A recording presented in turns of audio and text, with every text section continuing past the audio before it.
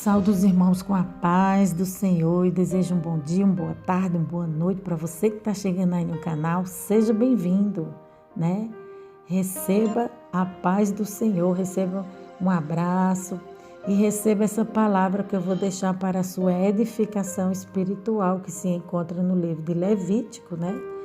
Levítico, capítulo 6, versículo 8 até o 13, que tem como título A Lei do Holocausto. Hoje vamos falar sobre o fogo de Deus. Quando o fogo de Deus, ele impacta a vida do homem, né? Quando ele alcança a vida do homem, Deus também quer, através desse alcance, ele quer alcançar nações, povos, raças e língua. Então nós vamos falar sobre homens e mulheres de Deus que incendiou esse país, que incendiou, né, a nossa igreja e fez uma grande diferença. E esse fogo quer alcançar a minha vida, quer alcançar a tua vida, quer fazer algo extraordinário nesse dia de hoje, né? E esse livro aqui que foi escrito por Moisés escreveu os 5 primeiros livros, né? E se eu não estiver enganado, o Levítico é o 3º livro da Bíblia. Então vamos ler o livro de Levítico, que está escrito assim, o título dessa palavra: A Lei do Holocausto. Falou mais o Senhor a Moisés, dizendo: Dá ordem a Arão e a seus filhos, dizendo: Esta é a lei do holocausto. O holocausto será queimado sobre o altar toda a noite até pela manhã, e o fogo do altar arderá nele. E o sacerdote vestirá a sua veste de linho e vestirá as calças de linho sobre as suas carnes, levantará a cinza quando o fogo houver consumido o holocausto sobre o altar e a porá junto do altar. Depois despirá suas vestes e vestirá outras vestes e levará a cinza fora do arraial para um lugar limpo. O fogo que está sobre o altar arderá nele e não se apagará, mas o sacerdote acenderá lenha nele cada manhã e sobre ele porá em ordem o holocausto e sobre ele queimará a gordura das ofertas pacíficas. O fogo arderá continuamente sobre o altar, não se apagará. Amém, amados? Agora aqui nós vamos fazer uma leitura bíblica em cima dessa palavra que tem como título Deus vê tudo. Tudo na minha vida Deus vê, tudo na sua vida Deus vê, tudo na vida do homem, né? Deus vê. A Bíblia diz que nada fica oculto diante dos olhos do Senhor, né? Então não tem como esconder nada desse Deus, né? Porque esse Deus é maravilhoso, ele vê todas as coisas. E fala assim essa palavra: às vezes temos a sensação de que estamos sozinhos. Às vezes pensamos que ninguém está olhando a nossa dor e as injustiças que estamos sofrendo. Você tem esse tipo de sensação? Parece que ninguém é por você. Parece que os problemas vão crescendo. As injustiças avolumando e ninguém estende a mão, ninguém está perto de você para cuidar de você, para amparar você. Se você sente isso, eu quero dizer que você está redondamente enganado. Deus sabe exatamente quem é você, o que você passa, as suas lutas, as suas angústias e os seus pesares. Só pelo fato de saber que alguém sabe isso, já nos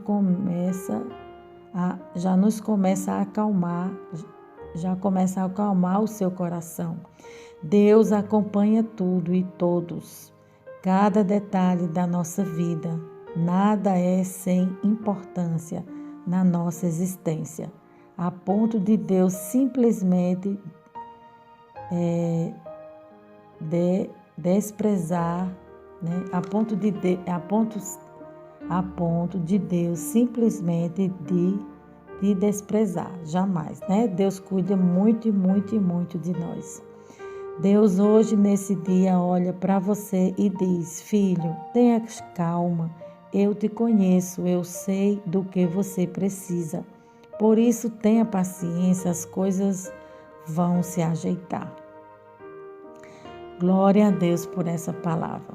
A Bíblia diz: os olhos do Senhor estão sobre o justo e os seus ouvidos estão atentos ao seu clamor. Salmo capítulo 34, verso 15. Deus vê tudo, né? E Ele está atento, glória a Deus, a tudo o que está acontecendo. E Ele vai fazer uma reviravolta no que está acontecendo e colocar tudo no seu devido lugar, porque Ele é Deus. Davi foi um homem que Deus quis tirá-lo do anonimato, e para isso ele começou a subir. E para isso acontecer, Davi teve que vencer as lutas para ser promovido por Deus. Durante a luta que Deus permitiu que Davi passasse, seus irmãos o criticavam, dizendo: que exibido é você aqui para meter o dedo na cara de Golias, seu doido. Você é louco. O que você está achando da vida? Seu pastorzinho de ovelha, né? Pastor de ovelha nessa época aqui não tinha valor, né? Eles não olhavam para um pastor de ovelha com bons olhos. Não era uma boa profissão, porque não tinha assim prestígio, não dava assim um retorno financeiro bom, né? Alto, né? Então, segundo alguns estudiosos, o pastor de ovelha nessa época não era assim valorizado, e os seus irmãos ainda o desprezavam cada vez mais, a Davi, né? Por ele ser jovem, de pequena estatura, né? Então a gente se engana, né? Deus, ele nos surpreende, né? Deus ele não olha para a aparência, mas Deus olha para o coração. Aí aqui ele está falando assim, os irmãos de Davi falando com ele: seu doido, você é louco, o que você está achando da vida, seu pastorzinho de ovelha? Larga, vai embora. No final, Deus colocou todos da sua família para morar com ele, o rei Davi. E é assim mesmo, os humilhados serão exaltados, né? Então, todos que moraram, todos que zombaram de Davi outrora, né? Hoje estão tudo debaixo da sua proteção, né? Ele foi rei e a sua família teve que se sujeitar a ele, teve que obedecer às suas ordens, obedecer à sua liderança e o respeitá-lo, né? Então a Bíblia diz que os humilhados são exaltados. Aquele que está lá embaixo vai ficar lá em cima, se ele tiver um coração humilde e voltado para Deus, assim como o rei Davi tinha. A Bíblia diz que os irmãos de Jesus fugiram dele. Lembra-se disso? Tiveram vergonha de dizer que eram irmão dele. No final, todos trabalhavam para ele. Tiago foi pastor e irmão de Jesus. O mesmo Tiago que um dia desprezou ele, agora está o servindo. José sofreu a mesma coisa. Os irmãos disseram: vamos matar esse infeliz, que ele é um sonhador miserável. No final, ficaram todos debaixo da sua proteção. No final da sua vida, Deus, quando manda, aleluia, Jesus querido, uma luta, no final, ele manda a glória da vitória. Então aqui a gente pode observar que a maneira de Deus fazer as coisas é totalmente diferente da nossa, é totalmente diferente do pensamento do homem, da forma do homem agir, da forma do homem querer resolver as coisas, né? O homem olhava para Davi de uma maneira, né? Queria menosprezar Davi, mas Deus estava olhando para o coração de Davi e Deus estava se agradando de Davi e iria colocar ele lá em cima. E ninguém sabia dos projetos de Deus, né? Então Deus vê aquilo que ninguém vê, né? Só Deus conhece a tua vida. Só Deus sabe o tamanho do projeto que Ele tem reservado para você. Então aguarde que no momento e na hora certa tudo vai acontecer, né? Na hora de Deus. Quando a gente pensa que está tudo perdido, Deus dá uma reviravolta na nossa vida e muda a situação. Quando a gente pensa que está embaixo, a gente está em cima. Quando a gente pensa que está em cima, a gente está embaixo. E por aí vai. A luta é o lugar onde deixamos de conhecer Deus superficialmente. Na luta, a gente mergulha em Deus. Na luta, Davi escreveu o Salmo 23, um dos salmos mais lindos e poderosos da Bíblia. Ele reconhece a soberania de Deus. A luta é a época que Deus troca governo. Deus está extraindo a fraqueza e transformando ela em força de Deus em sua vida. Hoje você pode estar arrasado, cabisbaixo, sem força, ou me assistindo ou me vendo. Mas ouça uma coisa, você não vai ficar desse jeito. Deus vai te colocar aonde Ele te prometeu, porque Ele é fiel, né? A gente sabe que Deus é fiel e as promessas de Deus todas vão se cumprir na sua vida e na minha vida, em nome de Jesus. Você vai dar a volta por cima. E se tem alguém na caverna, se prepare para sair em nome do Senhor Jesus. Essa luta vai terminar com canto de vitória e com canto de alegria. Deus está no controle da situação. Antes da luta, bênção. Depois da luta, muitas bênçãos. Antes da luta, cadeira pequena. Depois da luta, trono grande.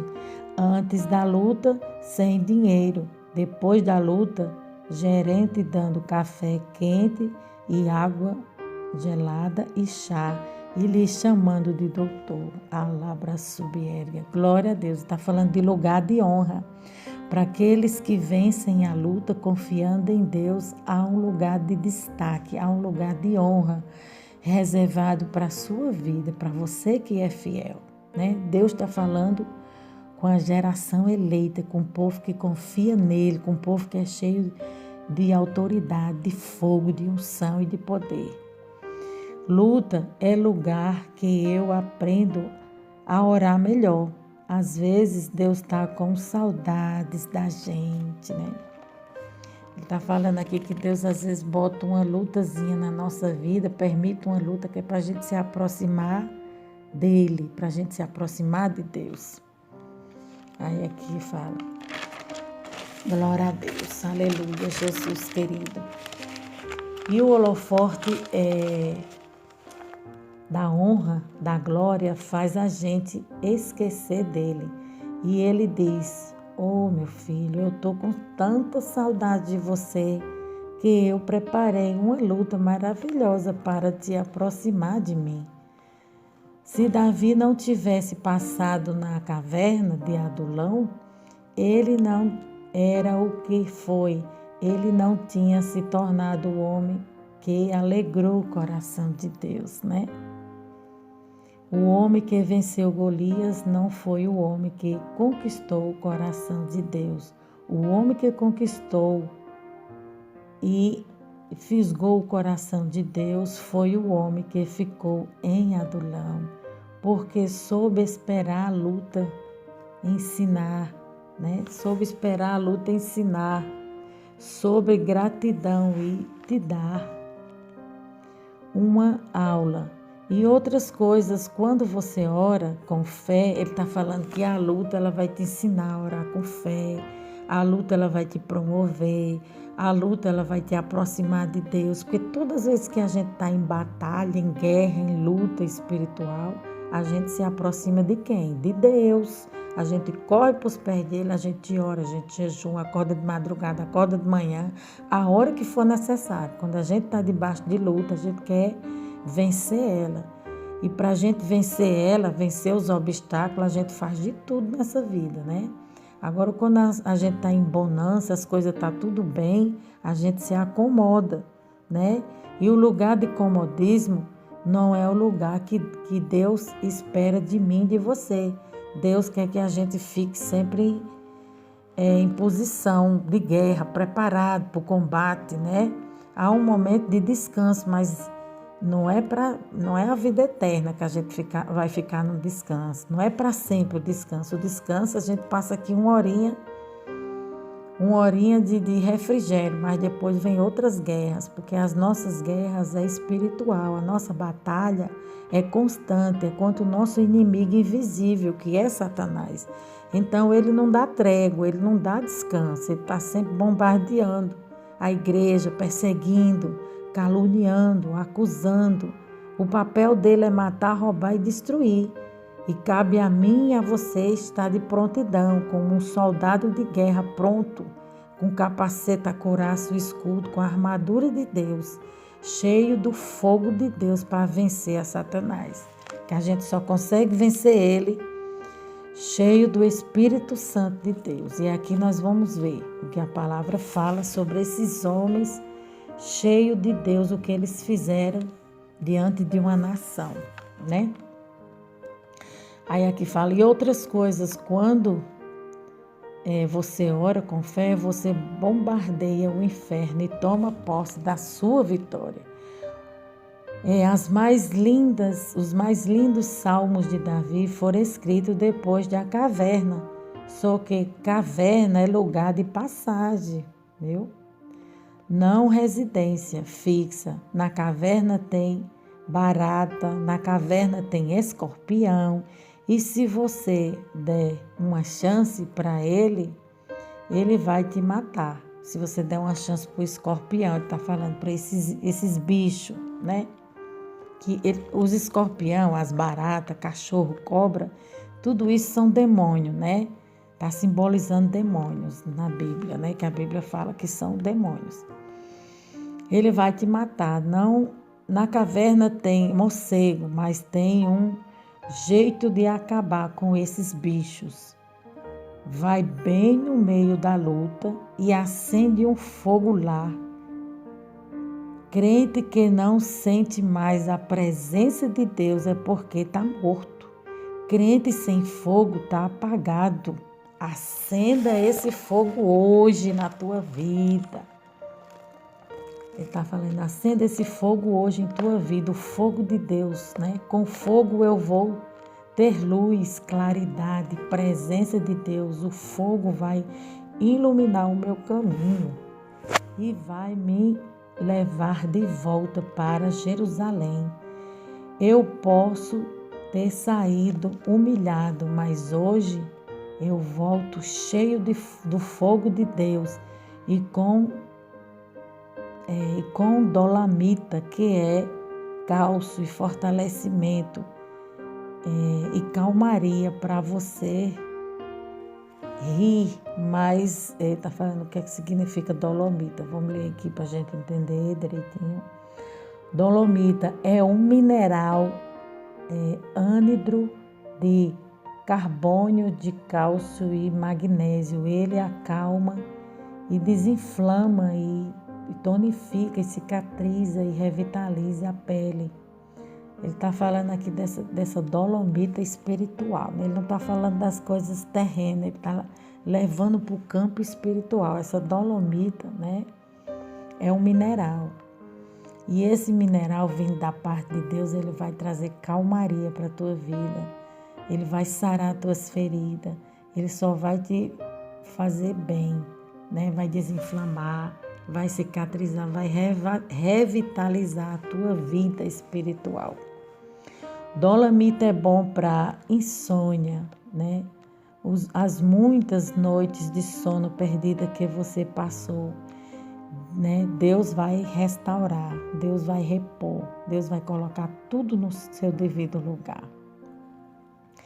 Deus não gosta de ensinar na teoria, porque Ele sabe que no dia que você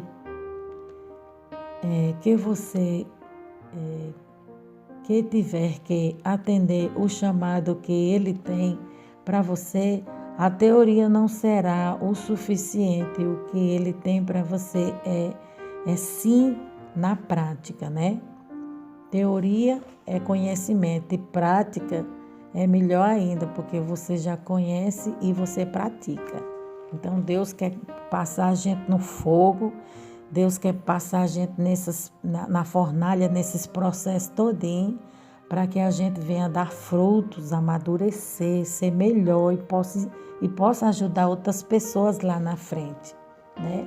Se hoje eu estou passando por um problema, você está passando por uma luta, essa luta vai passar e você vai amadurecer, vai crescer, vai avançar e vai poder ajudar outras pessoas, outras vidas que estão necessitando dessa ajuda, né? Que vai vir da parte de Deus para a tua vida, esse amadurecimento que Deus vai forjar em você, vai forjar no seu caráter, vai te tornar uma pessoa mais forte, mais dependente de Deus, mais cheia de fogo, de autoridade, de unção, né? Você vai ter testemunho para contar depois que você sair dessa luta, né? Testemunho de vitória. Aí aqui ele fala, o que ele tem para você, sim, é prática. Quando o homem de Deus sobe de vida, ele é mais cobrado. Quando mais se dá, mais é cobrado. Quanto mais tem, mais dor, né? Quanto mais você tem, mais você vai ser cobrado. Se Deus te dá um dom, você vai ser cobrado, mas não tanto quanto aquele que tem 5, 6 ou 9 dons. Então, a cobrança é diferente, né? Deus vai cobrar mais daquele que tem mais, daqueles que recebeu mais, né? Isso a gente pode aplicar na vida espiritual, essa palavra, como na vida material. Quanto mais se dá, mais se é cobrado, né? Se um homem é gerente de uma empresa, ele vai ter que ter uma cobrança maior, ele vai ter que prestar conta de tudo aquilo que ele faz, de certo ou de errado. Assim somos nós diante de Deus. Tudo aquilo que Deus nos dá, as armas espirituais que Deus colocou na nossa mão, a gente tem que usar ela e depois a gente vai ter que prestar conta delas. De que forma a gente usou essas armas espirituais? Se a gente usou de forma certa, se foi para glorificar o nome do Senhor, se foi para beneficiar o meu próximo, se foi para a obra de Deus avançar e crescer, né? Aqui fala, é mais caro, quanto mais se dá, é mais caro. Esse é o método de Deus. Deus vê tudo na vida do seu servo, né? O acompanha e o guarda sempre. Amém, amados? E aqui termina a leitura bíblica. Nós vamos entrar agora para a maravilhosa palavra de Deus, que fala assim. Levítico, capítulo 6, verso 8 até o 13, que tem como título a lei do holocausto. Falou mais o Senhor a Moisés, dizendo, dá ordem a Arão e aos seus filhos, dizendo, esta é a lei do holocausto. O holocausto será queimado sobre o altar toda a noite até pela manhã, e o fogo do altar arderá nele. Então Deus passou uma ordem para Moisés, e Moisés tinha que passar para os sacerdotes colocar sempre lenha no altar e fazer a limpeza, né? Pela manhã cedinho eles faziam a limpeza retirando a cinza, né? E essas cinzas que Deus quer falar é na nossa vida, é a sujeira, é a impureza, tudo aquilo que desagrada o Senhor, tudo aquilo que não é benéfico, tudo aquilo que nos afasta de Deus, a gente tem que tirar essas cinzas, porque Deus coloca fogo na vida do homem, mas o homem tem que dar continuidade a esse fogo, ou seja, não deixe o fogo de Deus apagar na tua vida, não deixe fogo estranho apagar o fogo de Deus na tua vida. Não deixe os problemas apagar o fogo de Deus, a presença de Deus na tua vida. Porque o diabo ele vai fazer de tudo para que esse fogo venha sumir da tua vida. né? Para que esse fogo venha apagar, mas você vai ficar sempre em oração, em vigilância constante, buscando a Deus, né? Fazendo leitura da palavra de Deus, consagrando a sua vida, e isso vai manter a chama, a labra subiere, a chama acesa dentro de você. E isso vai manter a chama acesa dentro de nós, quando a gente faz o que a palavra de Deus nos ensina, né? Ficar sempre em comunhão com Deus, sempre em oração, né? Se você vai para o trabalho, você fica ali quietinho, no seu canto, orando e falando com Deus.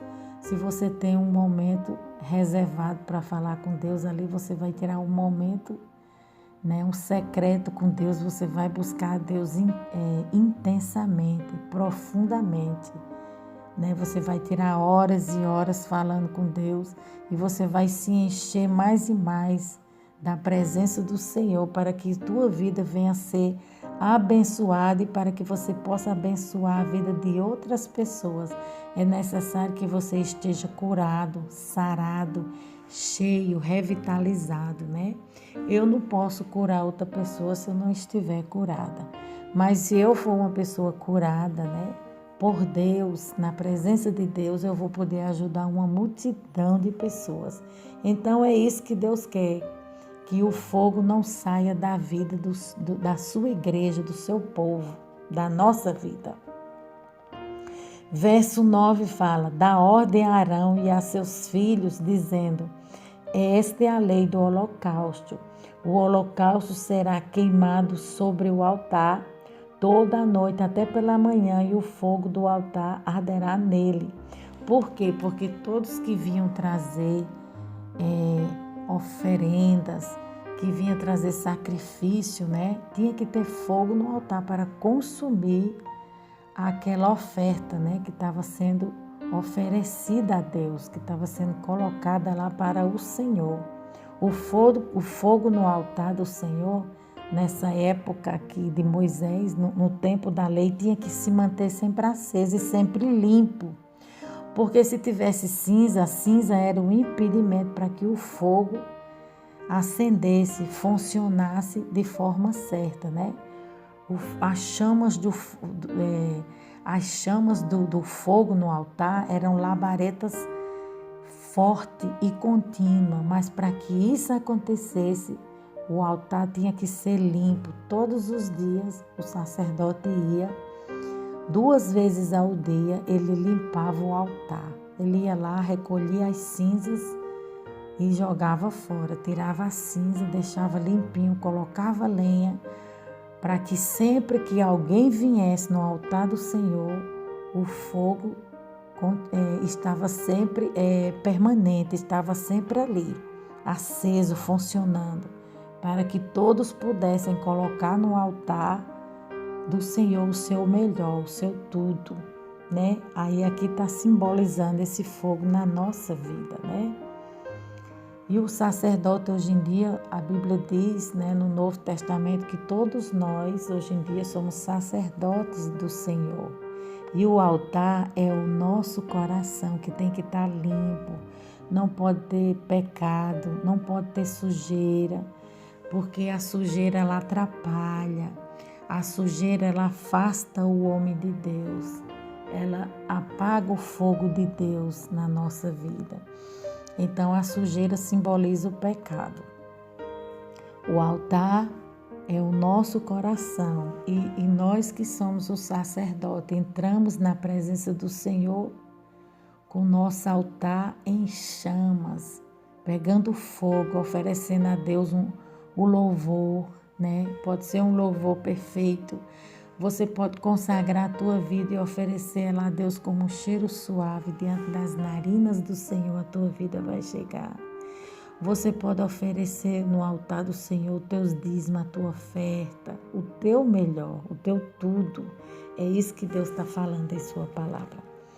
Verso 10 fala: e o sacerdote vestirá a sua veste de linho e vestirá as calças de linho sobre a sua carne e levantará a cinza quando o fogo houver consumir do holocausto sobre o altar e o porá junto do altar. Então havia uma preparação, havia uma santificação. A gente não pode entrar na presença do Senhor de qualquer maneira, mas nós temos que entrar na presença do Senhor com o coração aquebrantado, com o coração contrito e voltado para Ele, arrependido das nossas culpas, dos nossos pecados que a gente comete, né, no dia a dia.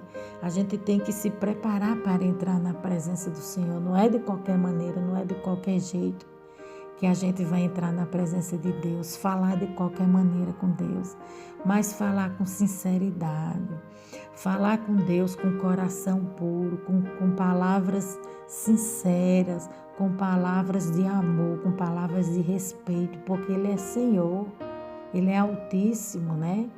A gente fala com Deus às vezes com tanta simplicidade, mas no meio daquela simplicidade que a gente leva a nossa oração a Deus, a sinceridade, é isso que agrada a Deus.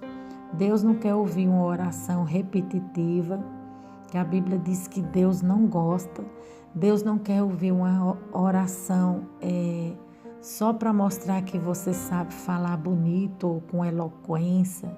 Deus quer ouvir uma oração sincera, uma oração que é extraída do seu coração com verdade, com súplica, com lágrima, com clamor, alabra subierga, né? Deus gosta das coisas simples, mas verdadeiras, né? Jesus era assim, Jesus era um homem simples, mas ele era verdadeiro naquilo que ele expressava, naquilo que ele falava, naquilo que ele se achegava diante de Deus. A gente pode ver a simplicidade de Jesus em suas palavras, na forma dele dirigir a palavra a Deus, na forma dele dirigir a palavra ao homem, à natureza, aos ventos. Ele dava a ordem, né? Ele pregava a palavra de Deus até para os ventos, para os mares, para os animais, para tudo ele dava ordem. Com simplicidade e autoridade, todos se rendiam, todos se prostravam diante dele, porque ele é Senhor. Ele sabe chegar no coração do homem. A gente não sabe chegar no coração do homem, mas o Senhor Jesus, ele sabe, ele conhece muito bem, ele sabe a forma certa de entrar no coração do homem, porque ele é Deus e ele é Senhor, né? Então a Bíblia fala aqui de vestes, né? Que os sacerdotes eles colocavam, aquelas vestes, né? Eu tenho até um vídeo no canal falando sobre a orla, a ornamentação, né? A túnica, o que simboliza, o que significava. Então, isso também a gente pode aplicar na nossa vida, que não é de qualquer maneira que a gente tem que andar. Não é qualquer roupa que a gente tem que vestir. A Bíblia diz que o nosso corpo é templo e morada do Espírito Santo. Então tudo tem que ser com modéstia, tudo tem que ser feito com ordem e decência. A gente tem que se vestir para glorificar o nome de Deus. Tudo que você for fazer, faça com moderação, faça com sabedoria, né? Faça com modéstia, não se vista para se escandalizar, porque o seu corpo ele tem que ser visto pelo seu marido, você que é casado. O seu corpo ele tem que ser visto pelo seu marido, você que é solteiro, porque os que são solteiros, eles são casados com Jesus, os solteiros. E os que são casados com o homem. Então a gente reserva e guarda esse corpo aqui, em primeiro lugar, para glorificar o nome do Senhor Jesus. E em segundo lugar, a gente tem que preservar e tem que guardar ele, tem que mostrar ele ao nosso cônjuge, né? Ao nosso esposo, à nossa esposa, ao nosso marido, né? Quem tem marido, você tem que mostrar ao seu marido, você tem que mostrar à sua esposa, né? Eu tenho que mostrar ao meu marido, não ao homem, não aos outros. Não é isso que Deus ensina na sua palavra. Então tudo tem que ser feito com ordem e decência, né? Tudo tem que ser feito para glorificar o nome do Senhor Jesus, né? E não se importe se alguém vai te chamar de quadrado, de redondo, de careta. O importante é que você está agradando a Deus, né? O mais importante é a forma de você viver. A forma de você estar vivendo tem que estar de acordo com a palavra de Deus e tem que estar glorificando o nome do Senhor. Isso é o mais importante, né? Eu tenho que glorificar o nome do Senhor nas pequenas atitudes e nas grandes atitudes. Então, em tudo, a Bíblia diz que a gente tem que glorificar o Senhor. Verso 11 fala: depois despirá as suas vestes e vestirá outra veste e levará a cinza fora do arraial, do arraial para um lugar limpo. Então Deus aqui, ele passava as instruções como ele queria que o seu sacerdote funcionasse as coisas na sua casa, né?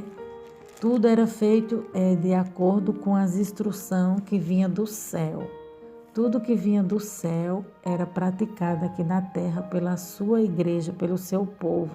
Então a gente vê que nosso Deus é minucioso, né? Deus gosta das coisas organizadas, né? Todo no seu devido lugar. Ele tinha uma roupa para entrar na presença de Deus, ele tinha uma roupa para sair da presença de Deus, porque Deus, ele é assim, ele é detalhista. O nosso Deus gosta que a gente faça as coisas com excelência. Verso 12 fala: o fogo que está sobre o altar arderá nele, não se apagará, mas o sacerdote acenderá lenha nele cada manhã, e sobre ele porá ordem o holocausto, e sobre ele queimará a gordura das ofertas pacíficas. Então aqui Deus está mostrando como é que as coisas têm que funcionar. Essas ofertas pacíficas eles traziam para agradecer a Deus, né?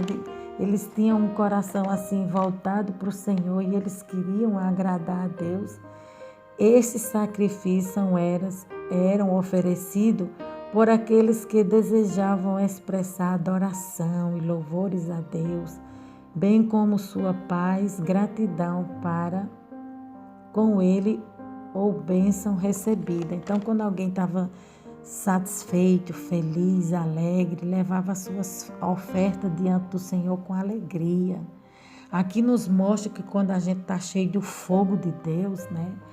E Deus está vendo tudo isso, né? Deus vê tudo que a gente faz com sinceridade na obra do Senhor, Deus está contemplando e Deus, ele recompensa. Muitas das vezes Deus recompensa em silêncio. Deus recompensa sem nem você saber, né?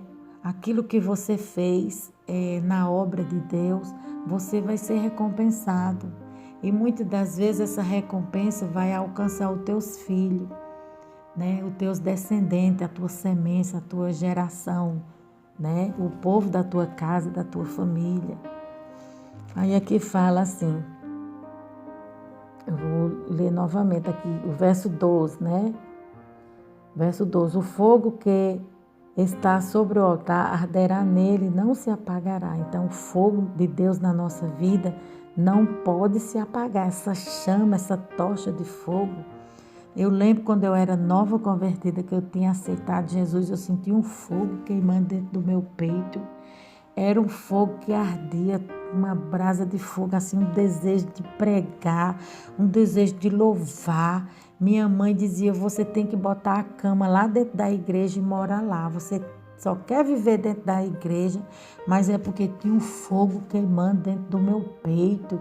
E aquele amor que estava dentro de mim, o amor de Deus que alcançou a minha vida, eu queria que alcançasse a vida das outras pessoas.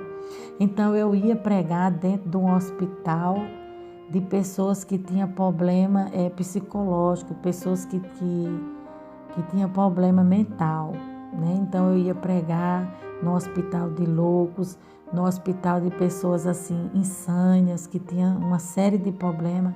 Entrava lá com a mocidade da igreja e falava mesmo do amor de Deus nas ruas, nos bares, nos prostíbulos. Teve um dia que Deus me mandou eu dentro do prostíbulo pregar para a dona do bar. Menina, eu estava tão cheia do fogo de Deus, chega, eu estava transbordando, era tanta unção, tanto poder, tanta autoridade, tanto vigor, tanto ânimo, né? Como eu estou agora, num ânimo de pregar essa palavra com alegria, com fogo de Deus, com alegria. E eu fui lá, eu estava com a minha vida consagrada, todo dia eu estava em oração, todos os dias eu estava na consagração. Então o fogo ele estava queimando sem parar, né? Não pode deixar esse fogo apagar. E eu fui lá, evangelizei a dona desse bar, ela se rendeu, se converteu. E Deus falou que ia fechar aquele lugar. Aconteceu um problema lá, teve uma morte lá e Deus fechou aquele bar. Os 2 bares que pertenciam a essa mulher foram fechados. O nome do Senhor foi glorificado. E essa jovem aceitou Jesus. Então isso é o fogo de Deus, irmão. O fogo de Deus tem que impactar as outras vidas. As outras vidas têm que ser alcançadas pelo Senhor. Essa palavra queimou tão forte em meu coração que já são mais de 4 horas da manhã, já são 5 horas da manhã e eu estou pregando no fogo de Deus com alegria, com vigor, com força, com ânimo, porque eu vou te falar, o fogo de Deus, ele é algo que ele muda a tua vida, né?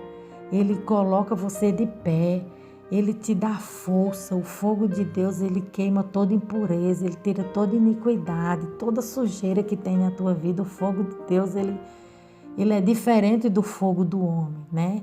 Moisés falou que estava vendo uma sarça ardendo, que o fogo queimava e não se consumia. Assim é o fogo de Deus na vida do homem. Quando esse fogo alcançar a tua vida, nunca mais você será o mesmo. A Bíblia diz que Deus, ele rejeita uma igreja fria e uma igreja morna ele vomita. Deus quer pessoas cheias do seu fogo, cheia da presença do Espírito Santo de Deus, que ele possa contar com essas pessoas, que ele possa enviar essas pessoas para os lugares e essas pessoas possam ir fazer a diferença, né? É isso que Deus está falando. Verso 13, para finalizar essa palavra, fala assim: o fogo arderá continuamente sobre o altar e não se apagará. Então,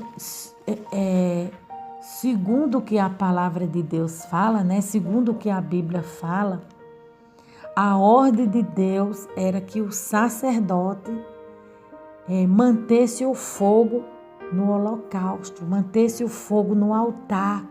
E jamais, em nenhum momento, aquele fogo podia se apagar. Então, eles tinham esse cuidado de pela manhã cedinho limpar o altar e no final do dia, da tardezinha, eles iam lá fazer o mesmo.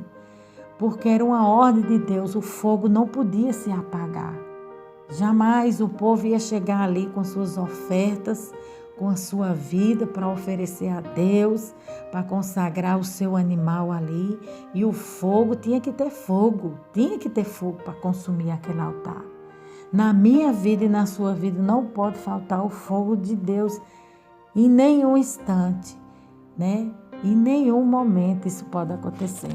E para que isso não aconteça, a gente tem que estar em busca constantemente a gente tem que estar buscando. Esta palavra é a sombra do que havia de vir, a realidade, porém, encontrava-se em Cristo. Colossenses capítulo 2, 17. Como está escrito em sua palavra, né? Então, tudo que acontece no Velho Testamento é sombra, né, do Novo Testamento, daquilo que Deus está querendo falar conosco, com o seu povo, com a sua igreja, né? Hoje nós somos o sacerdote, de Cristo, e hoje nós somos o povo, nação eleita do Senhor, e o altar é o seu coração. Deus quer encontrar um altar limpo para que ele desça fogo e ele consuma todo o mal e ele mantenha sempre limpo e pura a tua vida. Tem que ter fogo, irmão. Crente sem fogo é um crente apagado, né? A lei traz apenas uma sombra dos benefícios que hão de vir, né? Está escrito em Hebreus capítulo 10, verso 1. No Antigo Testamento era só o sacerdote que sacrificava o povo, que eu já disse a vocês, é uma sombra do que acontece. Hoje, porém, hoje é diferente. Todos nós somos sacerdotes de Cristo e o altar é o nosso coração. A primeira instrução de Deus para o povo é: Moisés ensina tudo para o povo que eu mando. O fogo de Deus é quem tem a obrigação de manter. O fogo de Deus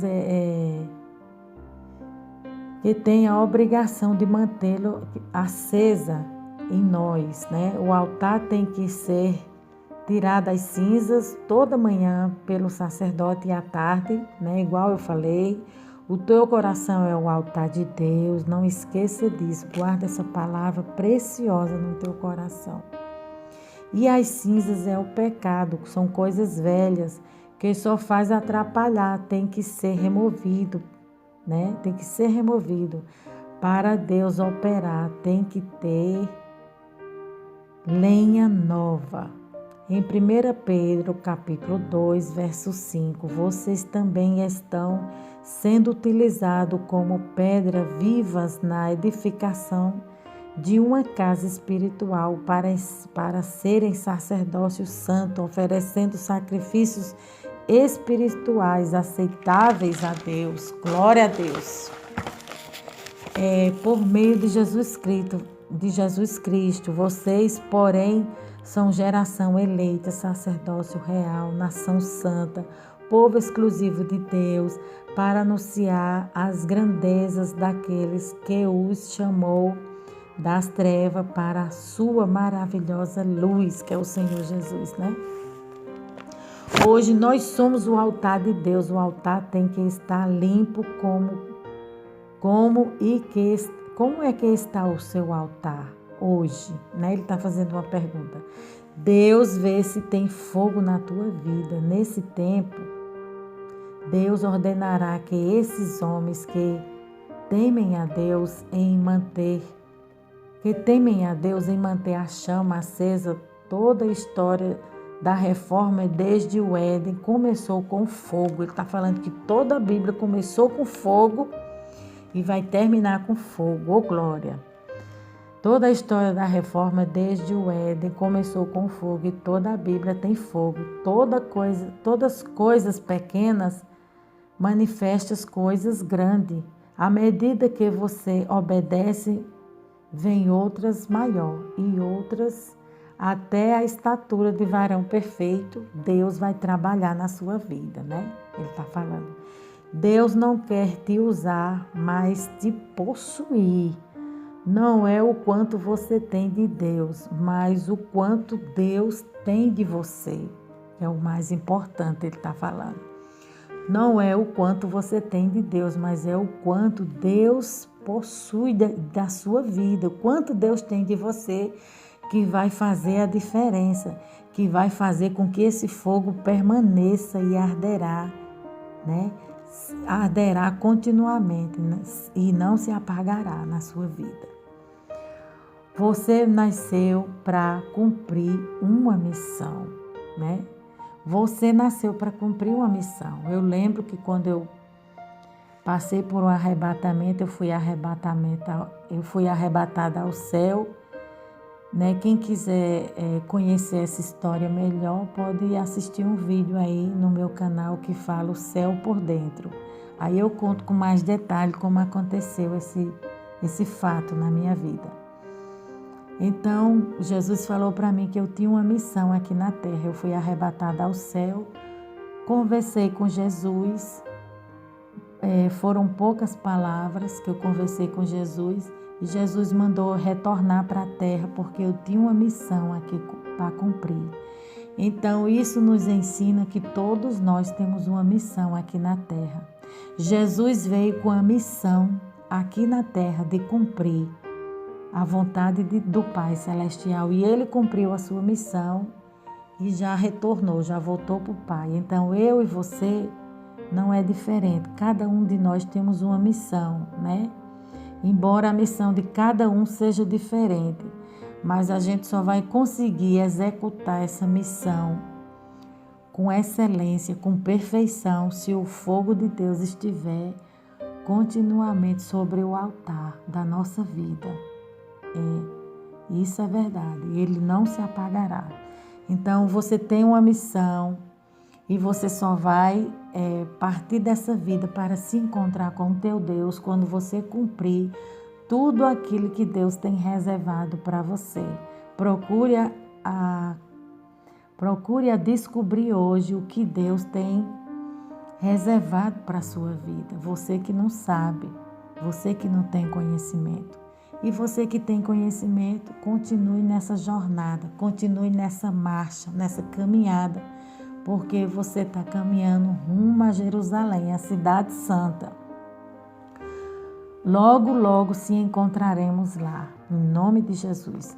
Agora aqui eu vou falar o nome de alguns homens que incendiaram o mundo, as pessoas, o Brasil, e com esse fogo trouxeram avivamento não só para as suas vidas, mas para a vida de outras pessoas, para a vida da igreja, né?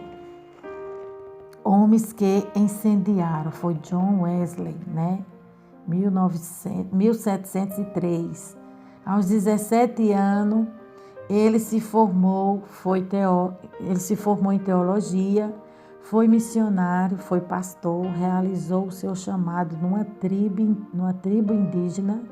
A sua primeira pregação foi Pecadores na mão de um Deus irado. Essa pregação é maravilhosa. Eu aconselho a você que escute ela aí no YouTube, procure e escuta essa pregação. Muito boa essa pregação. Ele orava 13 horas, né? Ele orava 13 horas por dia. Ele orava 13 horas por dia a Deus. Ele foi muito influente no seu século, 1703 até 1758, tá vendo? Ficou registrado aquilo que ele plantou de bom, né? Aquilo que ele plantou de bom, ele colheu também para a sua vida.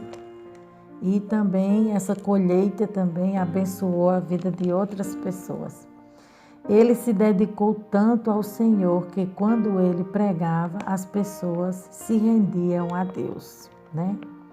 Outro avivalista se chama José Seymour. Pastor, tudo começou no pequeno armazém na cidade de Los Angeles, nos Estados Unidos da América. Ele era gago, né? Ele era gago, parece analfabeto, que ele está falando aqui, que às vezes eu não compreendo a letra, é por isso que às vezes eu tenho dificuldade de interpretar o texto, porque às vezes eu não consigo entender a letra. Ele era analfabeto, ele era negro, e ele parece que está falando aqui que ele era gago também, mas nada disso o impediu de incendiar, né? E as suas mensagens falavam de regeneração, santificação, cura e batismo no Espírito Santo. Foi tanto fogo que eles começaram a ganhar destaque no jornal da época. Todo o quarteirão daquele lugar sentiu a presença de Deus ali na Rua Azusa. Os estudiosos comparam esse fogo com o do Pentecoste da Bíblia Sagrada, que está registrado no livro de Atos 2. O irmão de John Wesley, né, esse avivalista, o irmão dele, seu irmão Charles Wesley, ele tinha um diferencial, era adorador. E toda vez que ele louvava a Deus, aquebrantava o coração do povo. Esse homem recebeu 6.000 hinos do Senhor.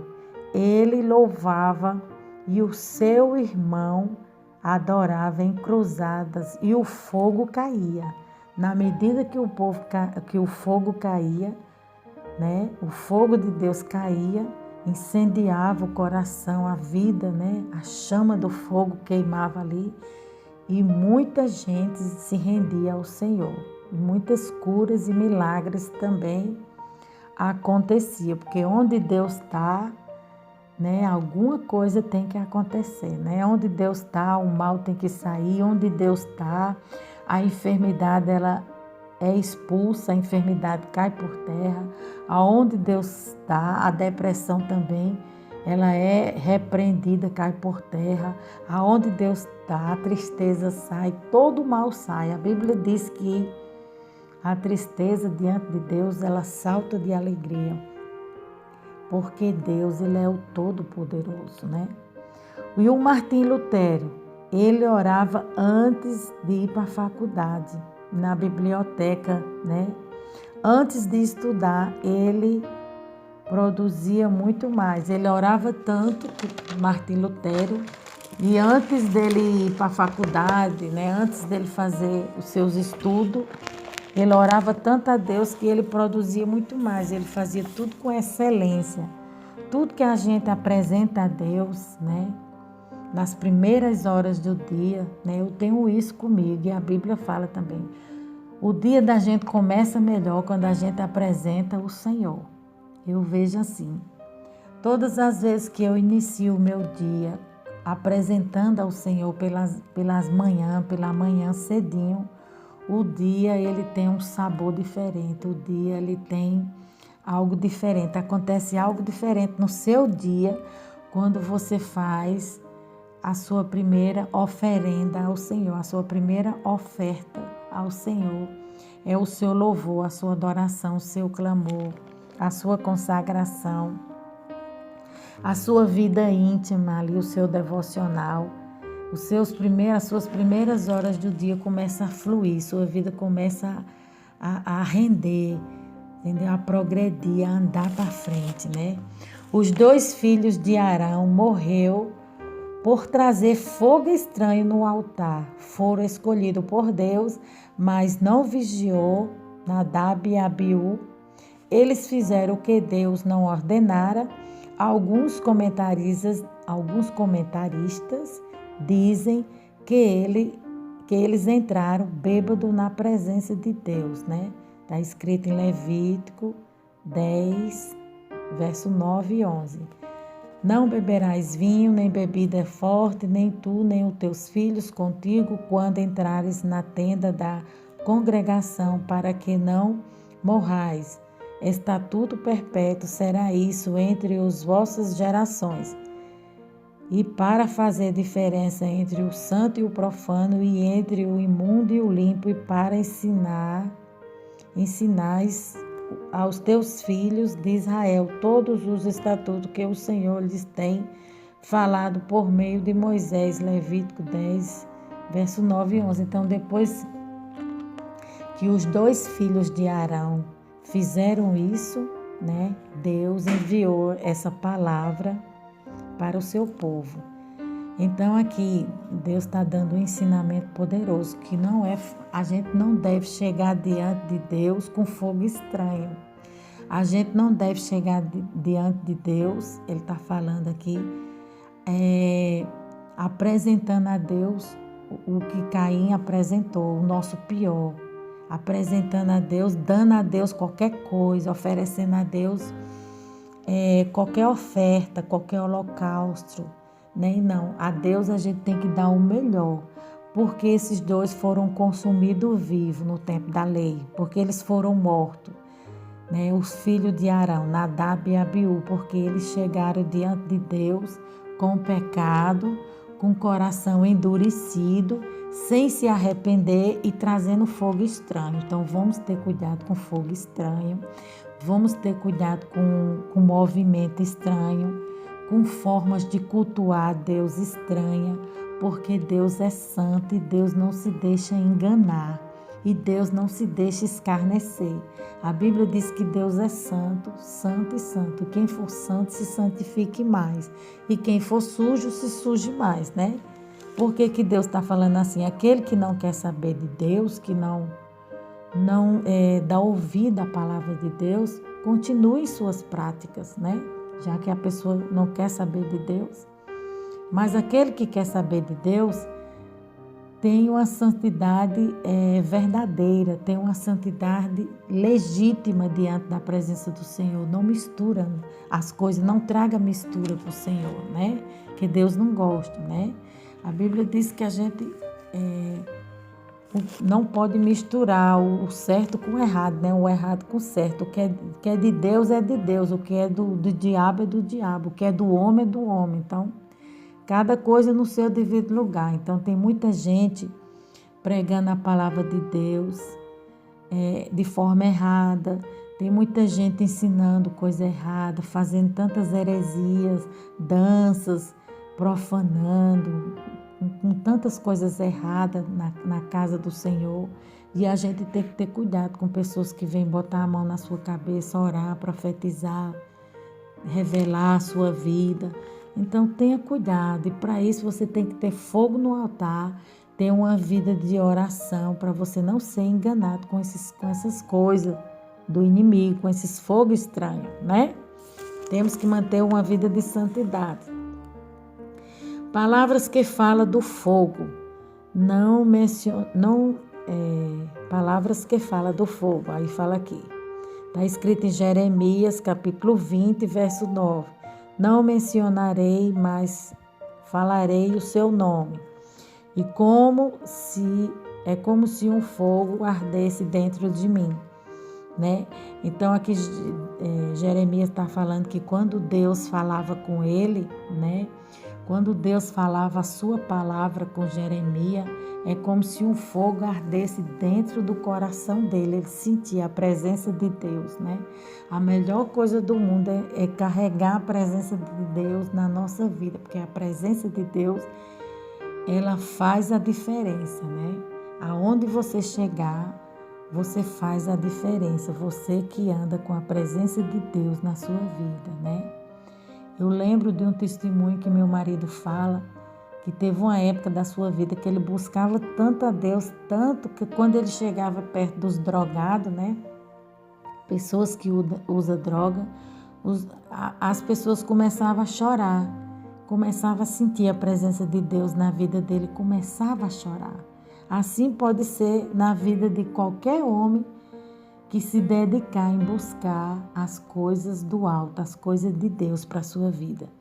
Então ele falou que tinha um fogo que corria, enquanto ele trabalhava, ele disse que tinha um fogo de Deus que corria no seu corpo, e ali ele sentia a presença de Deus, e todas as vezes que ele ia evangelizar, fazer a obra de Deus, que ele chegava perto de uma pessoa, a pessoa começava a chorar. E isso é verdade. A gente pode ver isso na vida de homens de Deus, como Davi Miranda. Ele orava tanto a Deus, buscava tanto o Senhor, que ele disse que quando ele entrava dentro do ônibus, né, o testemunho da vida dele, que as pessoas relatam, que Davi Miranda ele orava muito mesmo, se eu não me engano, ele orava 7 horas por dia.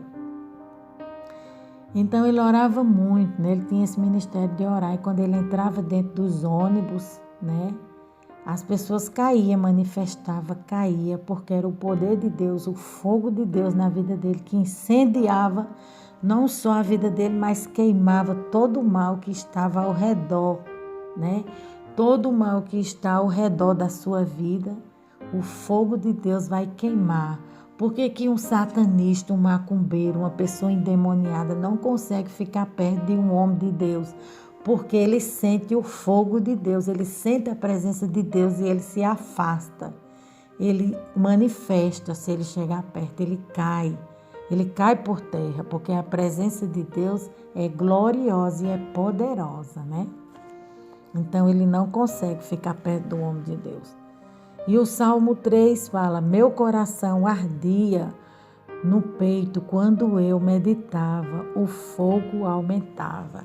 Então aqui o salmista está falando, enquanto ele lia e meditava na palavra de Deus, a palavra de Deus aquecia seu coração, aquecia sua mente, aquecia sua vida e lhe fortalecia e lhe trazia mais para perto de Deus. Amém, amados?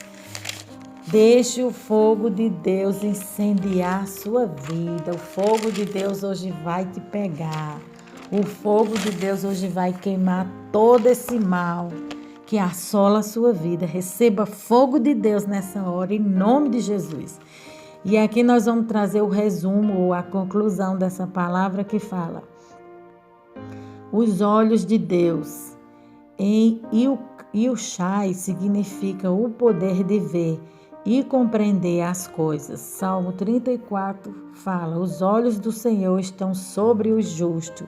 Então você que é justo, os olhos do Senhor ardem como chama de fogo e está contemplando a tua vida.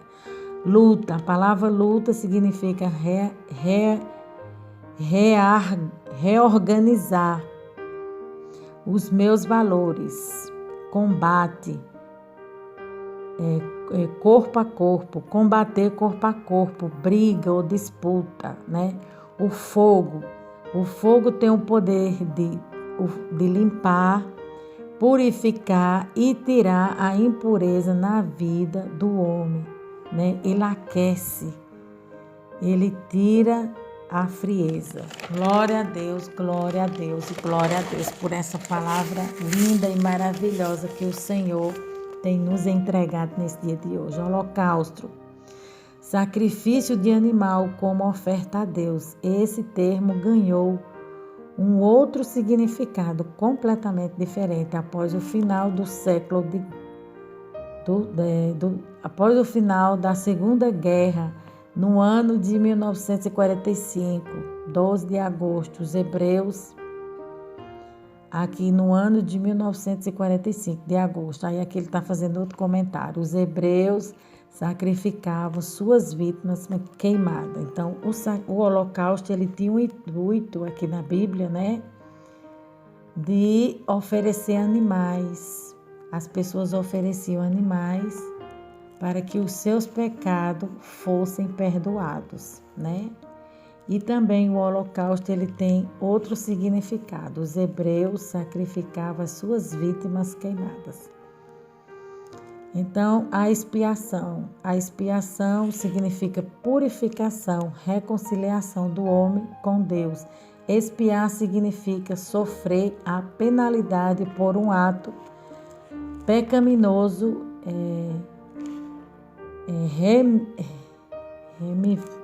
removendo assim do pecado, né? Do pecador arrependido.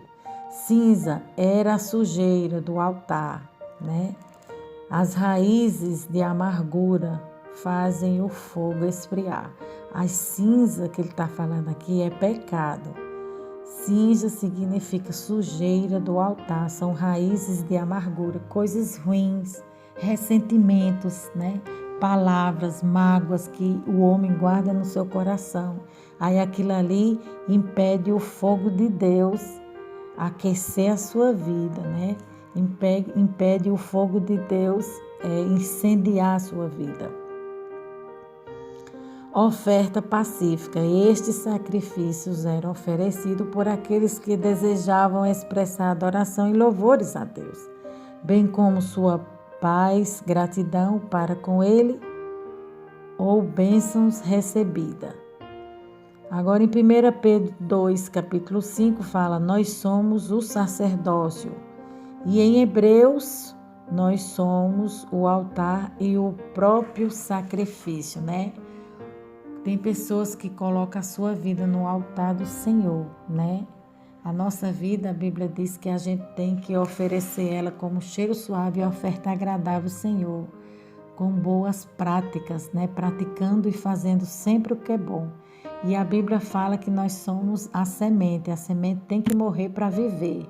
Ou seja, nós tem que morrer a nossa vontade, o nosso eu, tem que morrer o nosso querer, para que a vontade de Deus venha nos reavivar, venha fazer a gente ser outra pessoa, nascer de novo em Cristo Jesus. Não foi isso que Jesus falou para Nicodemos, que ele tinha que nascer de novo?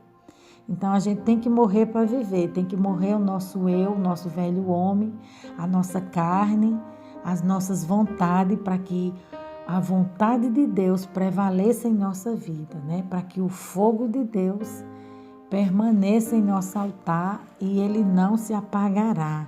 Em nome de Jesus, amém. Vamos orar? Eu te convido a orar nessa hora. Coloca a mão no seu coração e vamos falar com o Senhor. Meu Deus e meu Pai, eu te louvo e te agradeço por todas as pessoas que estão orando por mim. Obrigada, Pai, porque diante dessa luta eu tenho aprendido e muitos também têm aprendido a louvar e engrandecer teu nome, dizer que tu és bom e tu és maravilhoso, tu és santo, tu és perfeito, tu és digno de toda honra e de toda glória. Jesus, obrigado, Senhor, por eu extrair dessa palavra o teu tudo, o meu tudo, tudo que o Senhor tem para oferecer para mim, oferecer para o meu semelhante, eu extraio, eu busco, eu retenho para a minha vida e eu também coloco na vida do meu semelhante, do meu próximo, que essa palavra vá e produza o resultado para o qual está sendo enviada. Ela vá libertando, vá quebrando os grilhões, vá repreendendo a fúria do inimigo, vá destronando Satanás, repreenda os principados, as potestades, a fúria do adversário, os levantos do diabo venha cair por terra, as setas, os dados, as lanças, olho grande, inveja, maldição hereditária, vai caindo por terra, desce fogo, meu Deus, e consome todo o mal, desce fogo na vida deste homem, desce fogo na vida dessa mulher, vai repreender neste demônio toda tristeza, toda amargura, toda miséria, todo o mal, toda fúria do inimigo seja destronada, seja repreendida, porque o sangue de Jesus tem poder. Vai passando o teu sangue nos umbrais dessa porta, meu Pai. Vai passando o teu sangue nessa vida, nesse lar, nessa família, nessa igreja, na vida do teu povo. Jesus venha trabalhando na vida de cada um de nós. E Jesus venha confirmando a bênção e a vitória nessa hora. É o que eu te peço e te agradeço em nome de Jesus, teu Filho amado. Amém.